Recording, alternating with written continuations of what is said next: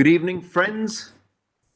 We are at the concluding session, the first ever Ficci Frames Leap Summit. Leap, representing, learn, educate, apply, progress. Ficci Frames Leap is set in a defining year for the education space. With the national education policy having been announced just a few weeks earlier, LEAP comes at a time which I would define as an opportune moment. It is a defining time because for all of us in the education space and the media, entertainment, sports, design thinking space, we will always look at 2020 as the defining year. Not because of COVID only, but we look at this year as the defining year when the future talent, the future grooming, the future development of talent in our industry would have got moorings. And is in this context that the first ever Ficci Frames Leap must be seen. In our closing session, we have with us the Secretary General of Ficci, Mr. Dilip Chenoy, to address us and to give us his opening remarks before we move to the Valedictory Address by Lord Karan Bilimoria. Without any further ado, please join me in welcoming Mr. Dilip Chenoy to address us. Thank you, Sabbas. Thank you for that. As you mentioned, this is the valedictory session of Ficci Frames Leap. It is extremely a pleasure and really a delight to welcome the keynote speaker this evening in India and the afternoon in London. We have Lord Karan Bilimoria, Chancellor of the University of Birmingham, a veteran in the education space and a great entrepreneur.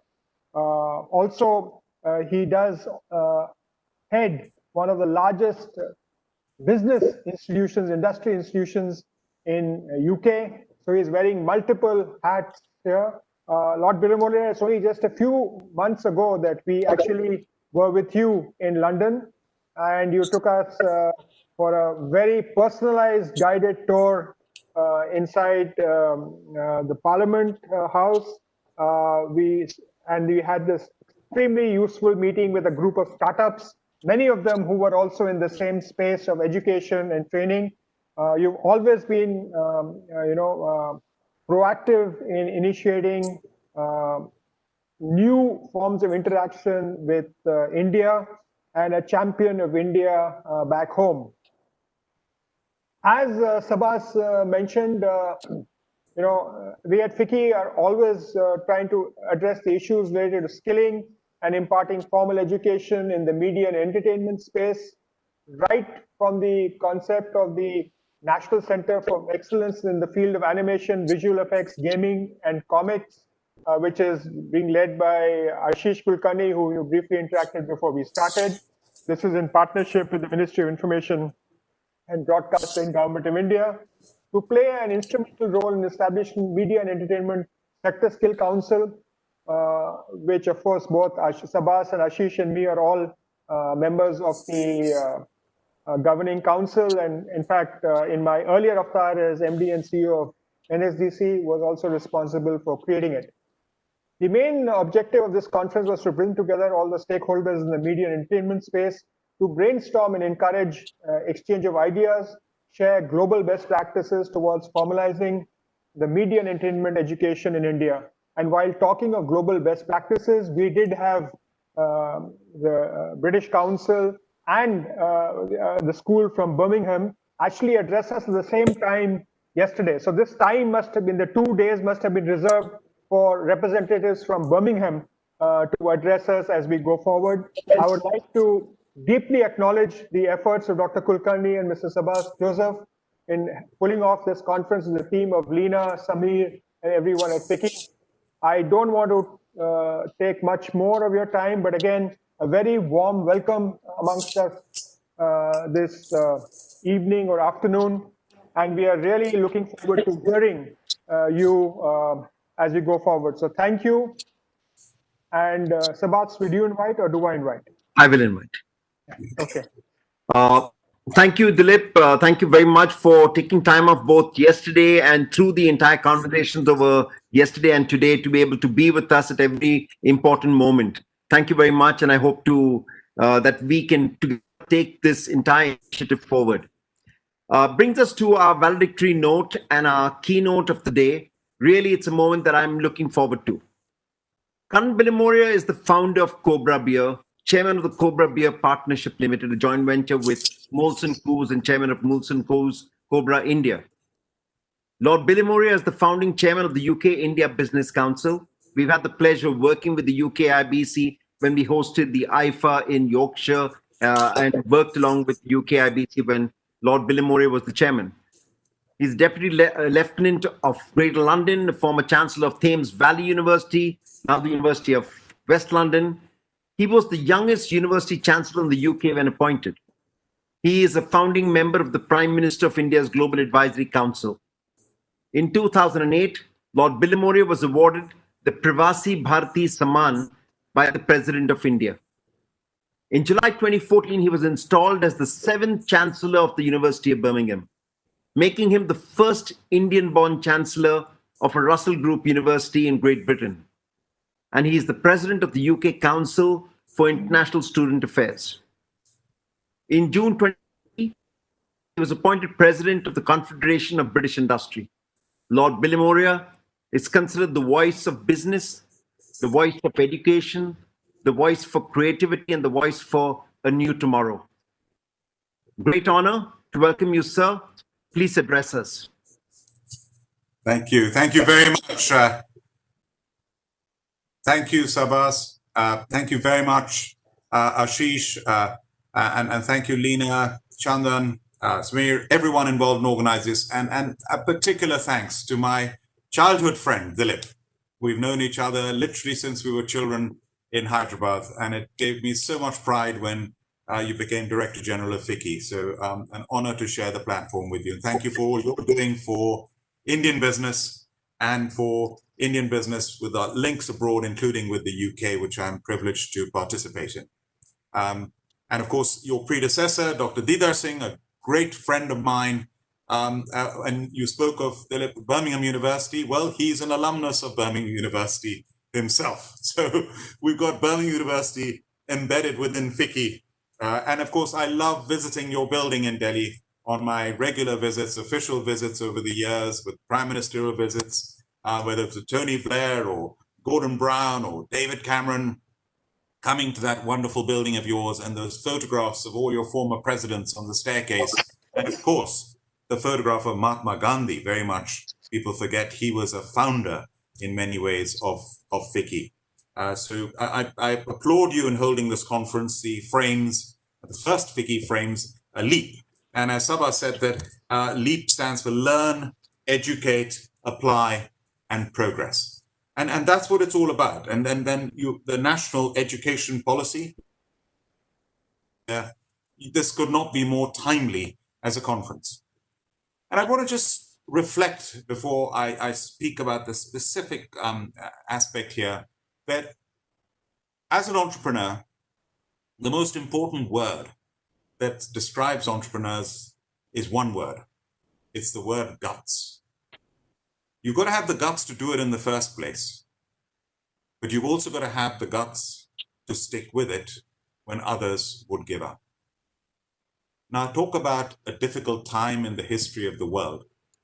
None of us, I think, can imagine a time more challenging through for the past 5 months. I've built my business over 30 years. I started in a recession. I've survived recessions. I've nearly lost my business 3 times. But never have I come across a challenge in the way that we have today, where we have a health crisis that is a global pandemic that has affected every country in the world, but a health crisis tied in with an economic crisis, a global crisis, a crisis that is a demand shock and a supply shock, a crisis where it reverberates through the whole supply chain domestically and globally. So we're all in this together. And we need guts to get through this. The Duke of Wellington, one of the most famous leaders in Britain, who was Prime Minister for a while as well, who defeated Napoleon in the Battle of Waterloo. And his motto, fortune favors the brave. Fortune favors the bold. As part of my education, I continued education after I formally graduated. I qualified as a chartered accountant with what is Ernst & Young EY today. I studied law at the University of Cambridge. I was started off at Osmania University in Hyderabad with my Bachelor of Commerce degree. So I had my formal education, but I realized pretty soon after starting that actually the learning never stops. And I'm now an alumnus of 3 business schools through executive education: the Cranfield School of Management in the UK, the London Business School, and the Harvard Business School. And in my final year at Harvard, before I formally became an alumnus, we were given a lecture by one of the most famous business professors ever, Professor Clay Christensen, who sadly passed away recently. And at this time, a few years ago, when he gave this lecture, he walked into the room, a giant of a man, 6'8". And he said, "I want to apologize to you." And there were 2 sections, almost 200 of us in the lecture room. And he said, "I apologize because this is my first major lecture in a long time. And I've been very sick." He said, "I had cancer, I beat the cancer, and then I got a stroke." And he said, "Now I'm recovering from the stroke." He said, "As you can see, it has not affected my movements, but it's affected my mind. So sometimes I cannot say the words that I want to say. So if in this lecture that happens, can you please shout out the words to save some time?" We had to shout out the words many times. And it's a lecture I wish I had learned and listened to much earlier in my life. The end of it, he was in tears and we were in tears. And his message was very simple. He said, "Have all of you, how many of you have thought, what is the purpose of your life?" And I ask every one of you listening to this, how many of you generally stopped and thought, what is the purpose of your life? And linked to that, he said, how will you measure your life? That is at the heart of everything, is purpose. So I would like you to reflect on that. It's a very individual, there's no right or wrong answer. It's an individual question, an individual answer. And I think what has happened in the world today is entrepreneurship has flourished. If you look at the India that I was brought up in as a child until I came to the UK at the age of 19, this was before India's liberalization. The Indian consumer was starved of choice. I remember we had 3 models of cars: an Ambassador, a Fiat, or a Triumph Herald. To get a phone line, I remember you had to wait 1 year if you were lucky to get a landline for your phone. The consumer was starved of choice. Entrepreneurship was suppressed. And what happened after 1991 with India's liberalization? India took off. And India is now a global emerging economic superpower, but what has been unleashed is the entrepreneurial spirit of India. And this conference, when you talk about media and entertainment, look at India. It is a shining example in the world when you unleash that entrepreneurial spirit of the huge variety, endless variety of media and entertainment, whether you take it to news channels, whether you take it to Bollywood being bigger than Hollywood, one of the biggest film industries in the world, television industries in the world. We at Cobra Beer have just partnered in a series with Sony TV, one of the biggest channels in India, on the chef program. Wonderful, 25 chefs, 25 restaurants producing a series that has been a showcase around the world. And we're now about to produce the first virtual recipe book based on that series, and that is in conjunction with Sony TV, with an Indian television channel, which I'm so proud of. Now, on this journey, whatever you're doing, you require one thing. No one can run away from this. And that is the word luck. And you know, I've attended 3 business schools, but there has never been even one definition of luck in a case study that I've studied. But I heard it in the Harvard Business School classroom. And the best definition was this: luck is when determination meets opportunity. If you're not determined, you will not even see the opportunity. And then there's the word serendipity that Mark Durand, one of the professors at the Cambridge Judge Business School, which I've just finished chairing for 5 years, he says serendipity is seeing what everyone else sees, but thinking what no one else has thought. So I think in this particular field, more than anything else, with entrepreneurship, with the creative industries, media, entertainment, these are lucky aspects. But there is one word that applies to this industry. And let me tell you about it. As a child, I was told at school, Karan, you're doing well academically. You should do well. Keep going. But you're not creative. Why? If you visit my mother in Dehradun, there's a beautiful cabinet with lovely china and crystal that she has collected from all over the world. And in amongst this is about this size, an angel made out of pottery. It is the ugliest angel you will have ever seen in your lives, made by me as a boy. That is the example of how useless I was at art. So Karan, you're doing well academically, but you're not creative. I was then forced to learn how to play the piano, and I passed grade 1. They came to me and they said, well done, but please spare us. You are tone deaf. Please give up. You are not creative. So I went through my whole education, my whole youth, believing and being told that I was not creative. And it's only when I started my business and I became an entrepreneur that I realized one of the most important skills in life is the ability to be creative. And actually, I'm very, very creative.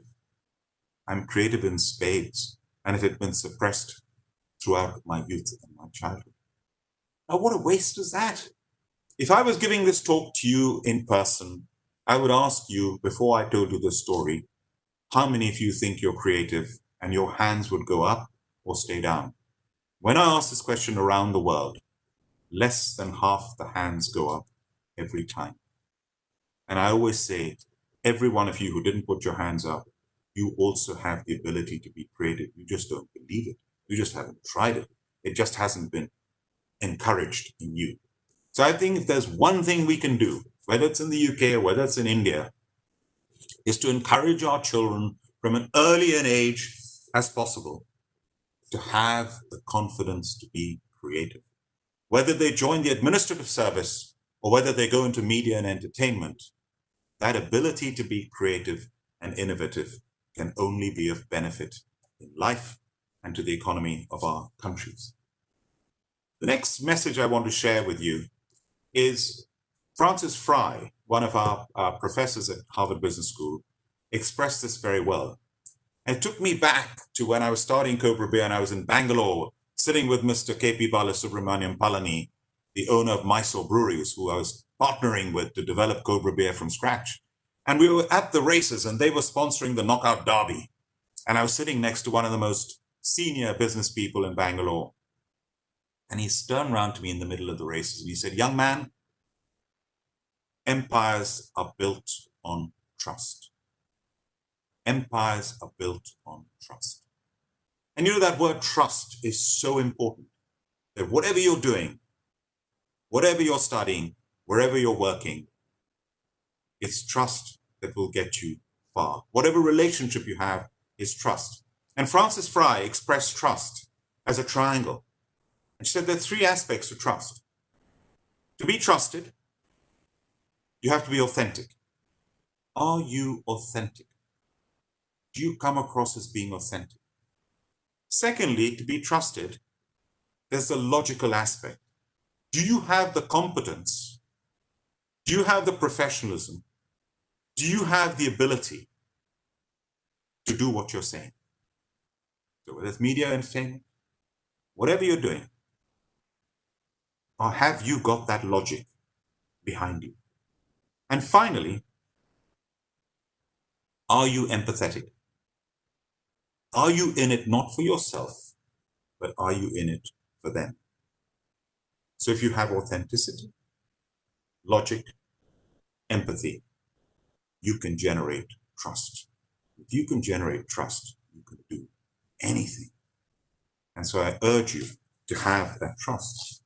And the final aspect is I've gone through crises, and going through this particular crisis with all the uncertainty that we have. Is there going to be a second wave? When is there going to be a vaccine? When are these treatments going to actually work? The ambiguity,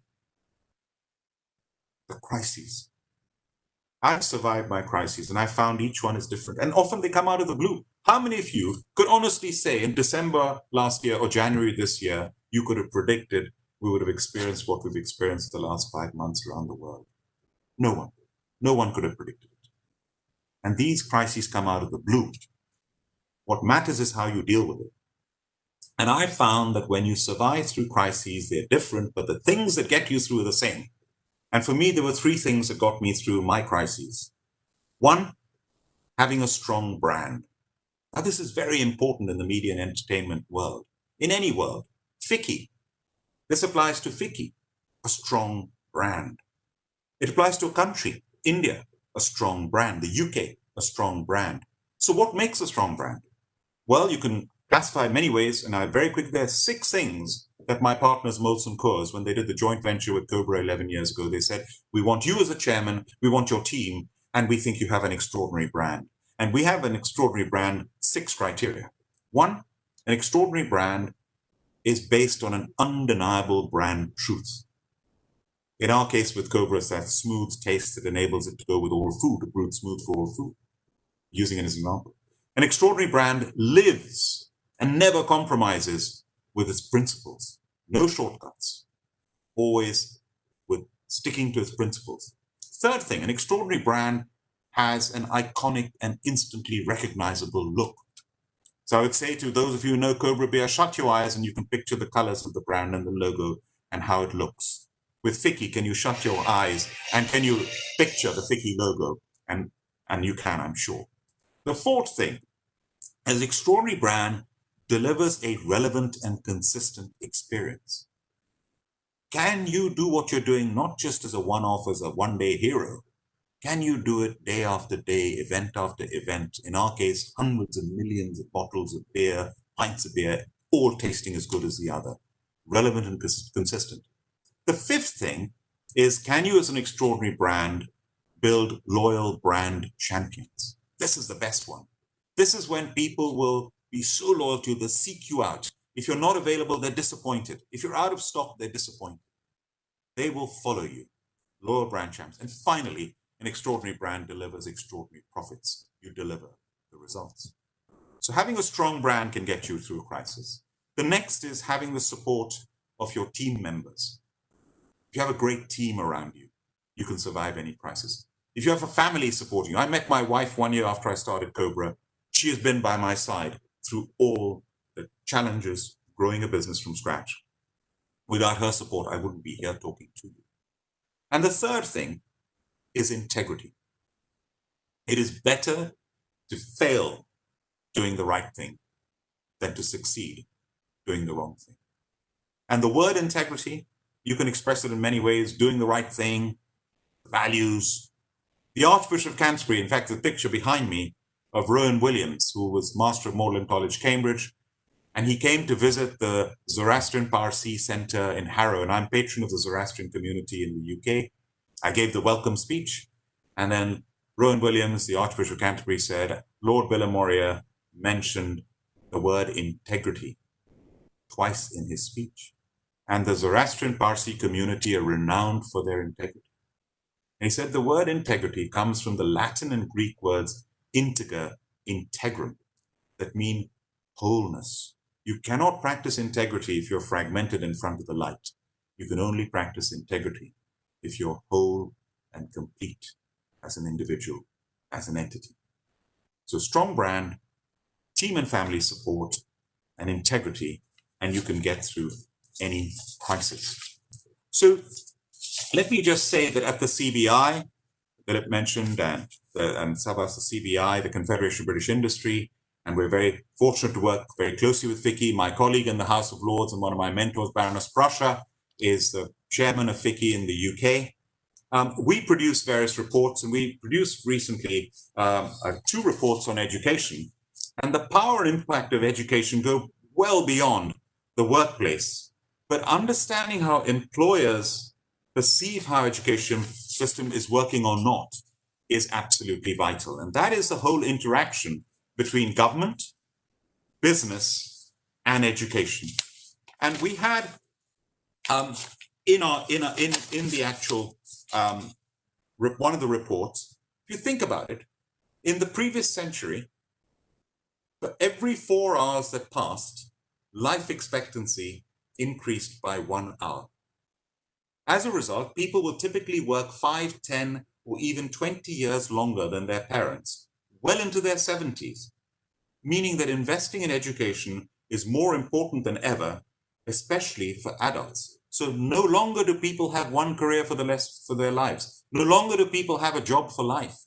People often will have to reskill and retrain many times, quite often, in their career. And that means that teachers have to equip young people with the knowledge that they need at the start of their career, but also the ability to have lifelong learning as you go along. And you know, the importance of teachers is so important, because you're saying learn, educate, apply, and progress. That learning. I'll never forget when I accompanied President Abdul Kalam just after he had stepped down as president. He came to the UK on a visit. My friend and colleague, Lord Martin Rees, at that time the Master of Trinity College, Cambridge, and President of the Royal Society, said, "Karan, can you help me, please? I've got President Kalam coming. We're giving him the King Charles Medal, only the 2nd time in history it's ever been given. I'd just like you to be by my side while we're hosting him before the presentation." And we walked around the library of the Royal Society. And as a scientist, the most eminent thing is if you have the name, a fellow of the Royal Society after your name, the letters FRS. And here was the president about to make Abdul Kalam King Charles Medal. And we walked around the library, and they'd opened up all the famous exhibits and papers. Isaac Newton, a former president of the Royal Society, his handwritten papers were there for President Kalam. As we were walking around, I said, "Mr. President, can you just tell me, where did this all start for you?" And the whole entourage stopped. And I'd met him a few times before. He said, "Karan, you know when it started for me? It started when I was a schoolboy in Rameshwaram, a little island between India and Sri Lanka." He said, "At 11 years old, I was a very poor family, the local school, but I had a brilliant teacher. And one day that teacher in the classroom on the blackboard, he drew the picture of a bird and explained the concept of flight. And he said, I was mesmerized. I wanted to know more. I wanted to know more about flight. I wanted to know more about physics. I wanted to know more about science." And we all know what happened after that. He became a scientist. He became a rocket scientist. He became a space scientist. He headed India's space program. And he became the most popular president of India that we can remember. And it all started with one teacher. So that power of learning and the power of teachers. And globalization means where competitors and supply chains were often just down the road or in a nearby town or a city, now it's likely to be in a different continent. Where products and services are once tangible, they're now conceptual, innovative, digital. And that demands a much broader knowledge-based skill set, a greater level of cultural awareness than ever before. Automation, AI, technology. So what we consider to be core education is now digital literacy, essential as numeracy or literacy. And central to education is the need to improve social justice through universal access to high-quality education. We must never take it for granted. We talk about human rights. Well, to me, the most important human right is the right to education. And as governments and employers, we must make sure that education is widely available and lifelong. So my time is up, and I will conclude. And I will conclude with 2 sayings, really. One of my Harvard Business School professors sent this to me, and he said, in the middle of this pandemic, he gave a talk, and he said, he quoted this from Albert Camus, from The Plague. What's true of all evils in the world is true of plague as well. It helps men to rise above themselves. This is the time to rise above ourselves. And this is a time to never forget what Mahatma Gandhi said. I have many, many sayings of his that I love, but one of my most favorite sayings of his, which is very opposite to what we are talking about and what you've just been talking about at this wonderful conference. And it's my younger son who told me this. Live as if you're going to die tomorrow. Learn as if you're going to live forever. Thank you very much.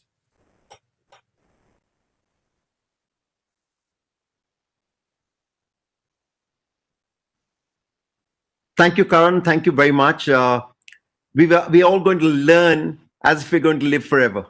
And we will look forward to inspiration from you always. I'm going to hand over the stage just now to Ashish Kulkarni, who's the chairman of the Ficci Forum for AVGC, Audiovisual Gaming and Comics, to do a Q&A with you, to be able to get a little bit more of what you're doing in Birmingham with the university, what we're doing on creativity across the space, and how we're really bringing the informal into the formal, and so that we can learn from you what you're doing right there, so that we can imbibe and also implement out here. Ashish, over to you. Thank you very much, Sabbas.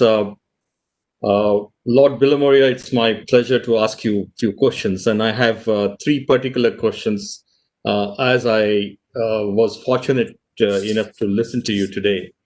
One question is, in the present world of digital content economy and the digital content world that is emerging, what is global for you? My second question is, the national education policy has come as a blessing to our industry, which is the creative arts, performing arts, design, events and sports, which were never given a level playing field in the school education or the university education. Now that we have a liberal structure and a multidisciplinary structure, what are those key things that you think we should concentrate as an industry to build this from the school education to the research all the way, because this is something which is completely missing in our country. And my third question to you is, how do we build dignity for the teachers and the coaches at large in India with the present system, so that more and more people think that that's the right career option, because nobody, while they are in the school, would like to become a teacher. And I think that's something that we need to build consciously, because the example that you gave us about,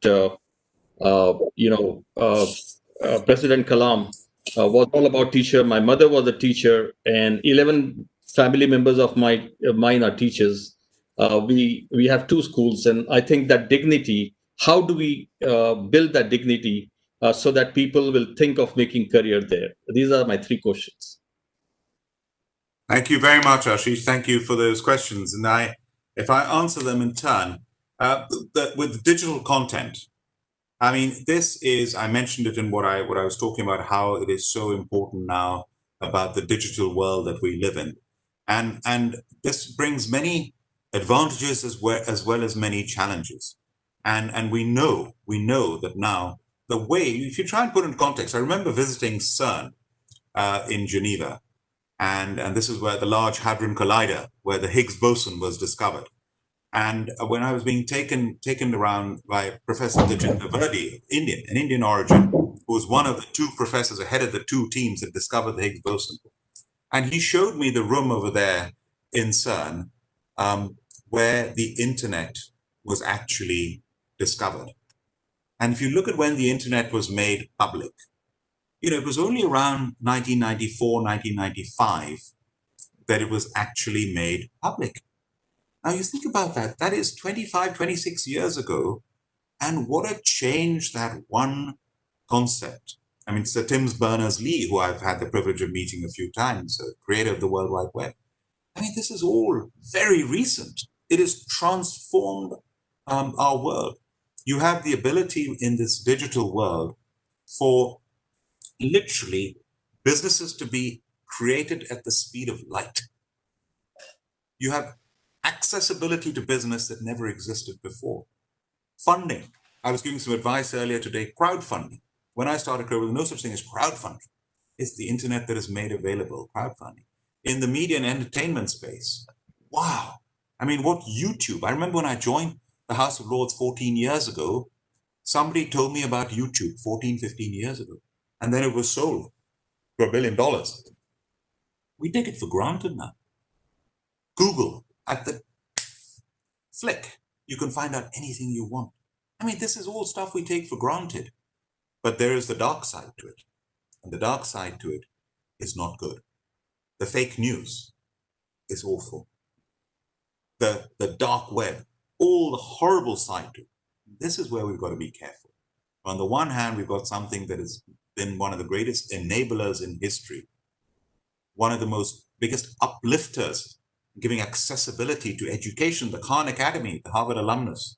100 million people or more have benefited from free education. What we're doing now, and Satya Nadella said, in a couple of months, we've leapfrogged what would have taken us years to adopt this technology. We've adapted and we've adopted quickly. This technology is all down to this. So we've got to be, the AI world that is coming is going to be so phenomenal, but also we've got to be careful. And the key to it is transparency. We must have transparency and the right ethics and the right values. If we have that, then we can embrace this technology and it's just going to take us further and quicker and faster and higher. So I'm very optimistic.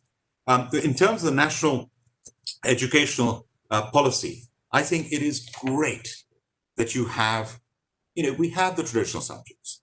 We know that the IITs in India are some of the most difficult education institutions to get into in the world. I was lucky to go to Cambridge, but it's more difficult to get into an IIT than Oxford and Cambridge and Harvard and Yale and MIT and Stanford put together, multiplied by hundreds. So you have some of the brightest people in the world coming out of our IITs in India. But we need to also have that broad offering of education, a liberal arts type of education, and embracing the creative industries as well, and embracing aspects like sport. Now, the University of Birmingham, we are ranked one of the top 2 in the UK and the top 6 in the world in sports education. We have Olympians from the university at any one time. We have Olympic gold medalists who are students. When the Commonwealth Games take place in 2022 in Birmingham, we're going to be hosting, the University of Birmingham will be hosting almost 3,000 of the athletes from around the world. We'll be hosting the squash competition, we'll be hosting the hockey competition.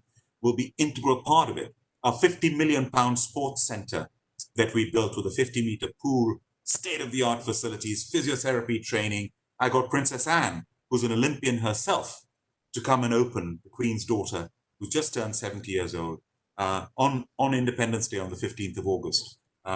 We got her to come and open the sports centre. And to her, she values that sports education. So to have that at the heart of a university, and it's just as important to us, our sports education, as somebody who's learning law or engineering or any other subject. So I'm all for the policy embracing these subjects. And finally, you spoke about the dignity of teachers. And I can tell you, you look back in your lives, every one of you. Look back, close your eyes, and I say to you, remember your favorite teachers. And I can assure you, the images are coming in front of me straight away of these individuals who I'm here thanks to them.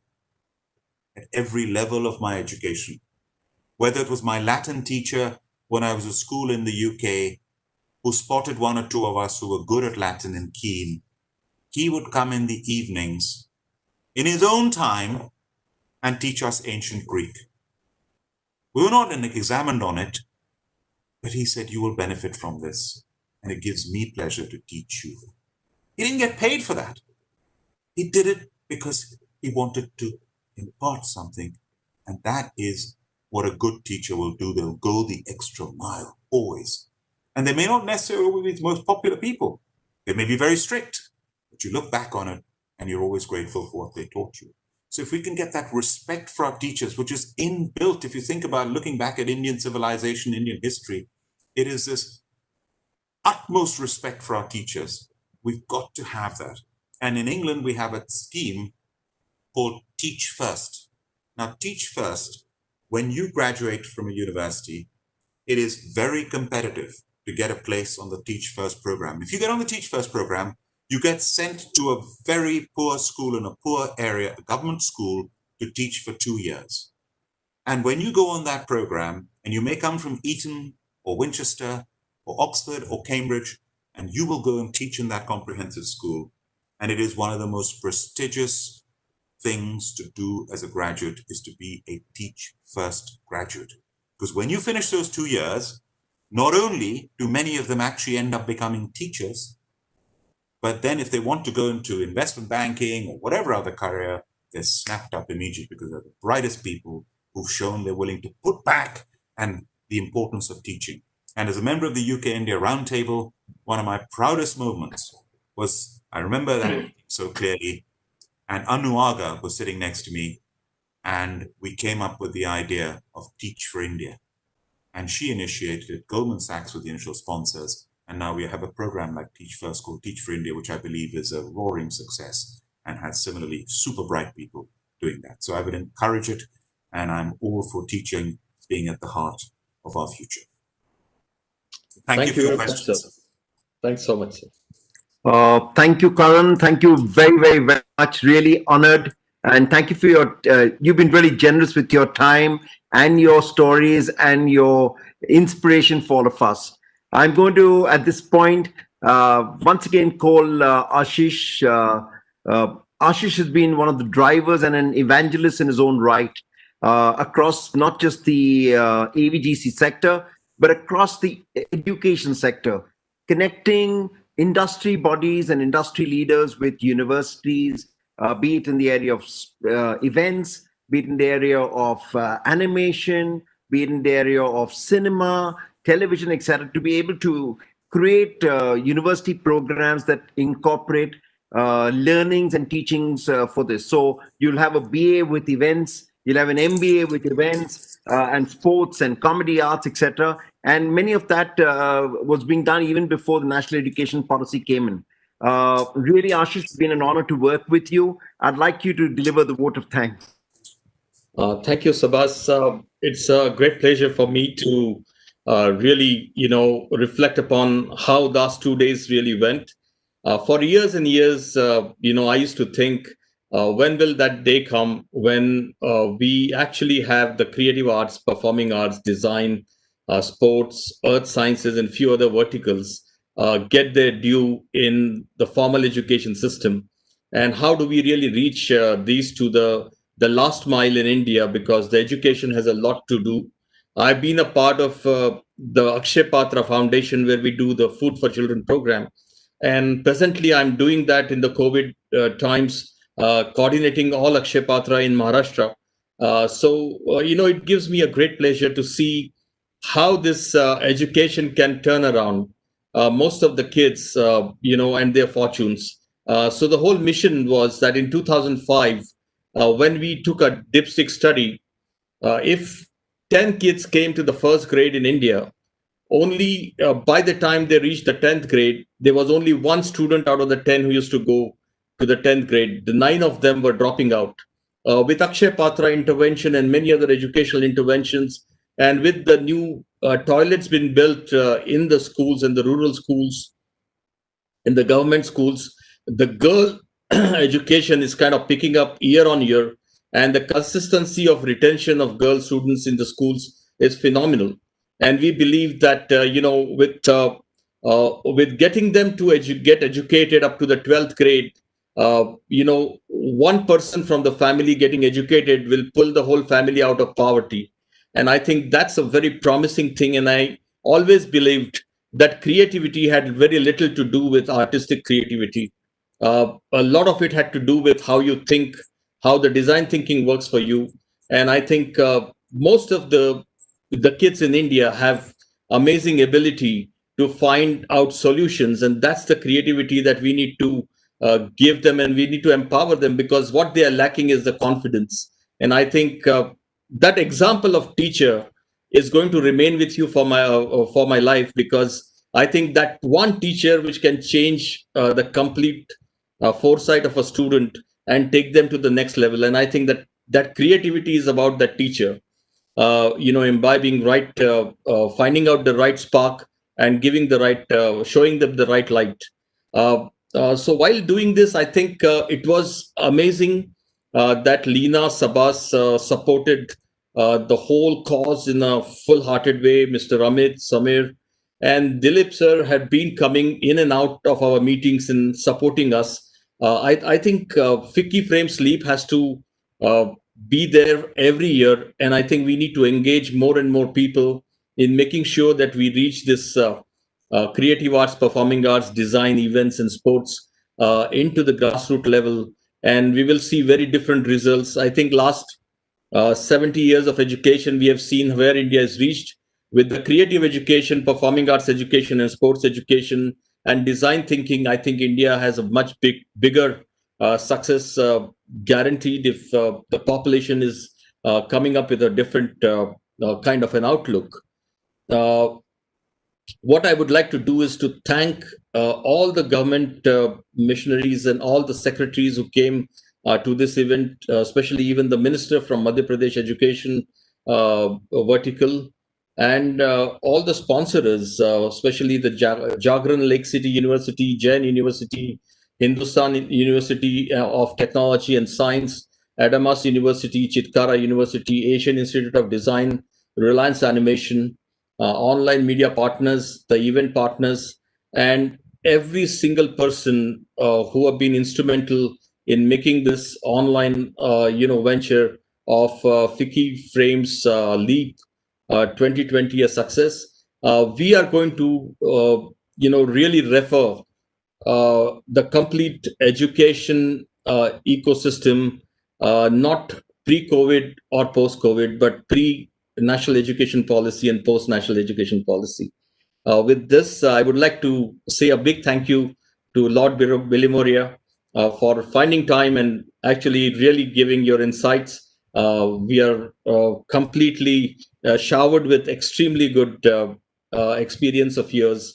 And we look forward that you would continue your support for and showing us direction to do the right things, and with the right examples that you have done and created in the UK, we would like to implement many of them here, and our dialogue will go on. Thank you very much, Dilip, for supporting the whole, conference and the complete, freedom to actually look at how we can integrate most of the verticals within Ficci and the government ecosystem, because we no longer would like to work in silos like the multidisciplinary. Even here, the ministries have to come together for our industry, the sports ministry, the industries ministry, the IT ministry and INB ministry and the culture ministry will have to, and the education ministry and the skills ministry all have to work together to make this a success. And you are at the core of all these and all connections. Thank you very much for that. Sabbas, whatever day and night, and even Leena, whenever we called for meetings and everything, you were always present. A big thank you to you, and big thank you to Amit, Samir, and the whole team at Ficci, Chandan, Tanmay, and if I have missed any names, please excuse me, but a big thank you from the bottom of my heart. Thank you very much.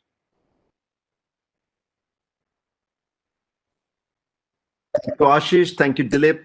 Lord Karan, Bilimoria. We're ready to leap forward, ready to leapfrog. Thank you. Good night. Thank you very much. Thank you. Thank you very much. Thanks a lot. Thank you very much. Thank you, Ashish. Thank you, Sabbas. Thank you, Dilip. Thanks. Thank you all God of you. bless. Bye-bye. Thank you very much. Thank you, Dilip.